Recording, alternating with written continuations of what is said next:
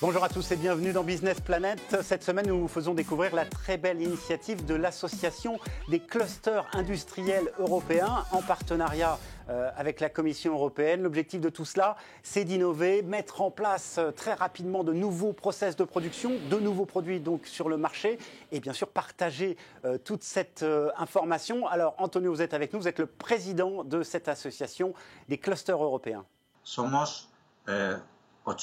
Nous sommes pratiquement 800 clusters, 120 000 entreprises. La première chose que la Commission nous a dit, c'est qu'il était nécessaire de dresser une carte, de recenser les ressources européennes qui pourraient être mises à disposition pour les urgences. Et la première priorité a été d'identifier les technologies qui pourraient nous permettre de répondre immédiatement aux urgences majeures. À l'époque, c'était des masques de protection et aussi la conception de respirateurs pour soutenir les unités médicales. Et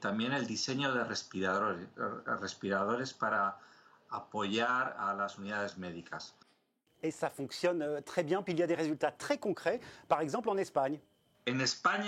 En Espagne, nous avons cartographié, identifié 16 000 imprimantes 3D.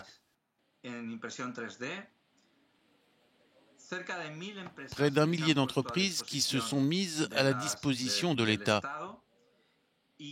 Et des projets sont déjà en cours pour la prochaine phase. Non pas pour la phase d'urgence immédiate dans laquelle nous nous trouvons également, mais pour la phase de production en masse de ce dont nous savons que la population va commencer à avoir besoin immédiatement. Et je parle des masques.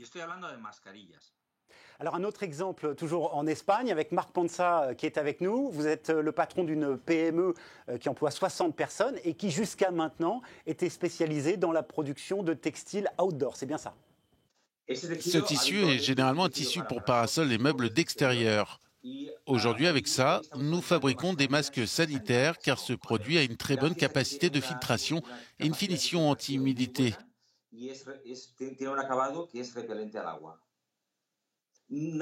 Personne n'avait jamais pensé qu'un tissu de parasol pouvait servir de masque. Nous l'utilisons et ça marche. Oui, et ce qu'il faut préciser, c'est que vous fabriquez également des blouses avec ce textile. Alors, en quoi l'initiative des clusters européens à laquelle vous avez participé vous a aidé à obtenir ces résultats ?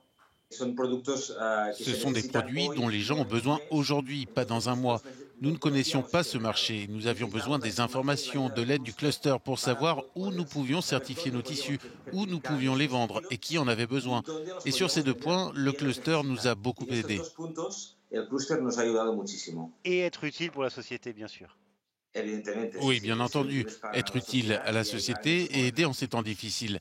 Mais nous savons aussi que pour être utile à la société, il faut maintenir les emplois que nous assurons aujourd'hui. Merci beaucoup Marc, merci également à Antonio qui était avec nous. Ce qui est important de préciser également, c'est que tout le monde peut rejoindre cette initiative de l'Association des clusters industriels européens. Toutes les infos d'ailleurs sont sur la page web de Business Planet. À très bientôt.